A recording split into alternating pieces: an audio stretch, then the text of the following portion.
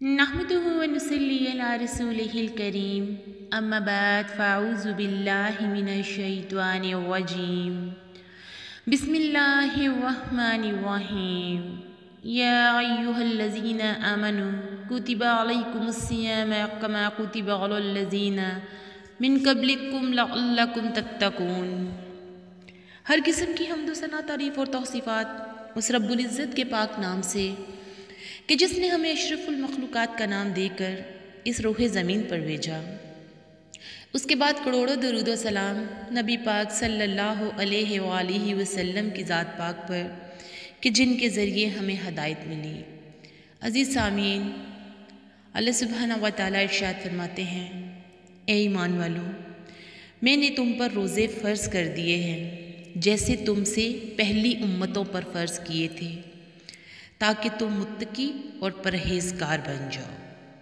عزیز سامعین، رمضان کی آمد ہے، وہ پاک مہینہ کہ جس میں قرآن پاک نازل ہوا، وہ مہینہ جس میں شیاطین کو جکڑ دیا جاتا ہے، وہ مہینہ جس میں 27ویں کی شب آتی ہے، جس میں اللہ سبحانہ و تعالیٰ فرشتوں کی ڈیوٹیاں چینج کرتے ہیں، ان کے ذمے ان کے کام لگاتے ہیں۔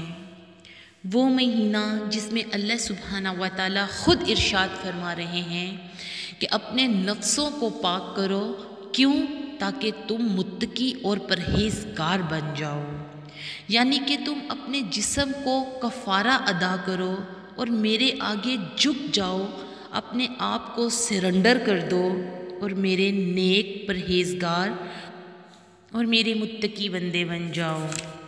اللہ سبحانہ و تعالیٰ نے قرآن پاک کو نازل کیا اس مہینے میں، وہ قرآن جو لوگوں کے لیے ہدایت ہے، واضح اور کھلے دلائل ہیں، ہدایت کے، حق کے، باطل میں فرق کرنے کے۔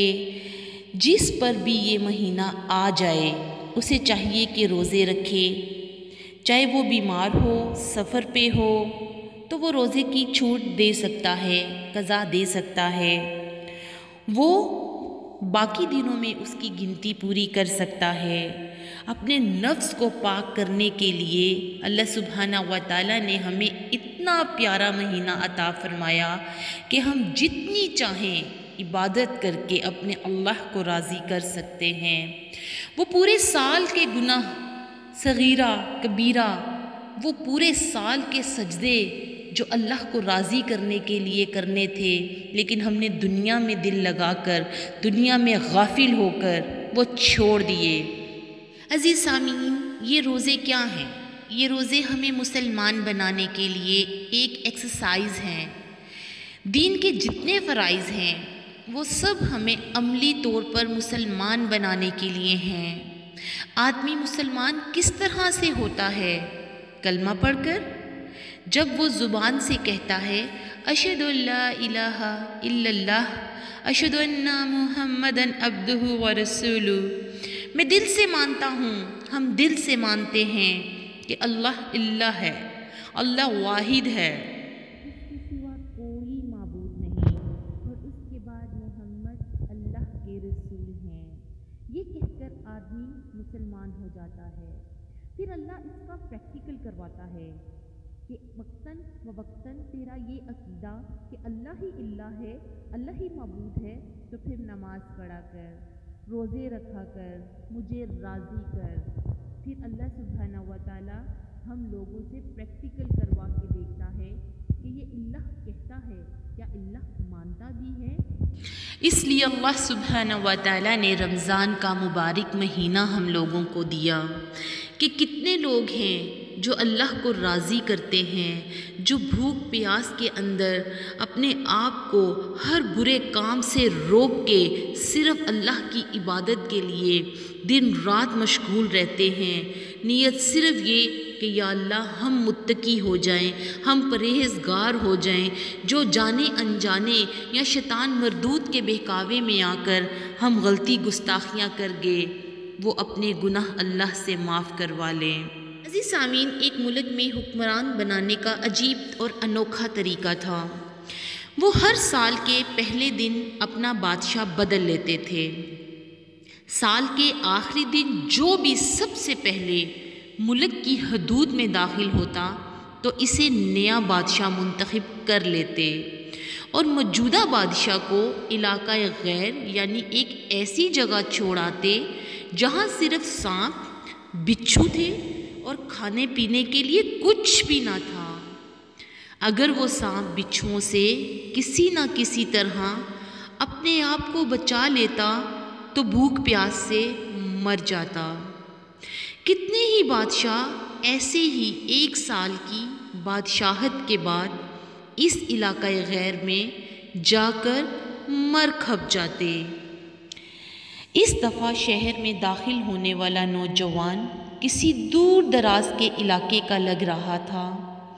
سب لوگوں نے آگے بڑھ کر اسے مبارکباد دی اور اسے بتایا کہ آپ کو اس ملک کا بادشاہ چن لیا گیا ہے اور اسے بڑے اعزاز کے ساتھ محل میں لے گئے۔ وہ حیران بھی ہوا اور بہت خوش بھی۔ تخت پر بیٹھتے ہی اس نے سوچا کہ مجھ سے پہلے بادشاہ کہاں گئے؟ تو درباریوں نے اسے اس ملک کا قانون بتایا کہ ہر بادشاہ کو 1 سال کے بعد جنگل میں چھوڑ دیا جاتا ہے اور نیا بادشاہ چن لیا جاتا ہے۔ یہ سنتے ہی وہ ایک دفعہ تو پریشان ہوا، لیکن پھر اس نے اپنی عقل کو استعمال کرتے ہوئے کہا کہ مجھے اس جگہ لے کر جاؤ جہاں تم بادشاہ کو چھوڑ کر آتے ہو۔ باریوں نے سپاہیوں کو ساتھ لیا اور بادشاہ سلامت کو وہ جگہ دکھانے جنگل میں لے گئے۔ بادشاہ نے اچھی طرح سے اس جگہ کا جائزہ لیا اور واپس آ گیا۔ اگلے دن اس نے سب سے پہلا حکم یہ دیا کہ محل سے علاقہ غیر تک ایک سرسبز و شاداب راستہ بنایا جائے اور اس جگہ کے بیچوں بیچ ایک ایسی رہائش تعمیر کی جائے جس میں ہر قسم کی سہولت موجود ہو اور اس کے ارد گرد خوبصورت باغ لگا دیے جائیں جو دیکھنے والے کی آنکھوں کو بھاتے رہیں۔ بادشاہ کے حکم پر عمل ہوا اور تعمیر شروع ہو گئی۔ کچھ ہی عرصے میں سڑک اور محل وغیرہ بن کر تیار ہو گئے۔ 1 سال پورا ہوتے ہی بادشاہ نے درباریوں سے کہا، تم اپنی رسم پوری کرو اور مجھے وہاں چھوڑاؤ جہاں مجھ سے پہلے بادشاہوں کو چھوڑ کر آتے تھے۔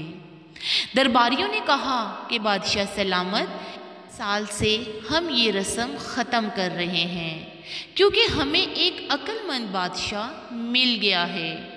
وہاں تو ہم ان بے وقوف بادشاہوں کو چھوڑ کر آتے تھے جو 1 سال کی بادشاہی کے مزے میں باقی کی زندگی کو بھول جاتے اور اپنے لیے کوئی انتظام نہ کرتے، لیکن آپ نے عقل مندی کا مظاہرہ کیا کہ آنے والے وقت کا خیال رکھا اور عمدہ بندوبست فرما لیا۔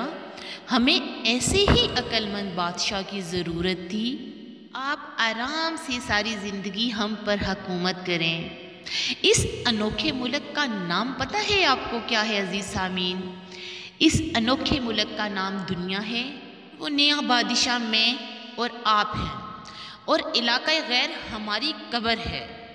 اب آپ خود فیصلہ کر لیجئے کہ کچھ دن بعد ہمیں بھی یہ دنیا والے ایک ایسی جگہ چھوڑ آئیں گے جہاں سانپ اور بچھو ہوں گے، کھانے پینے کے لیے کچھ نہ ہوگا، ہماری منزل صرف وہی ہوگی کہ ہمیں مرنا ہی ہے، انگاروں پر لوٹنا ہی ہے۔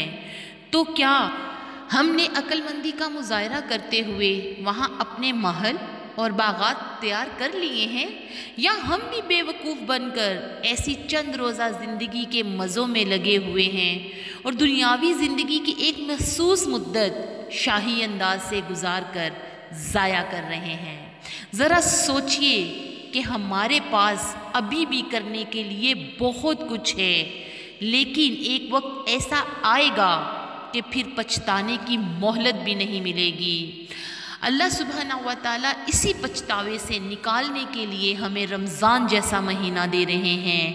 سامعین، روزے رکھنے والے سارے ہوتے ہیں، عبادت سب کرتے ہیں، راتوں کو قیام سب کریں گے۔ سوچنے کی بات یہ ہے کہ عبادات، روزہ، رات کا قیام قبول کس کا ہوگا؟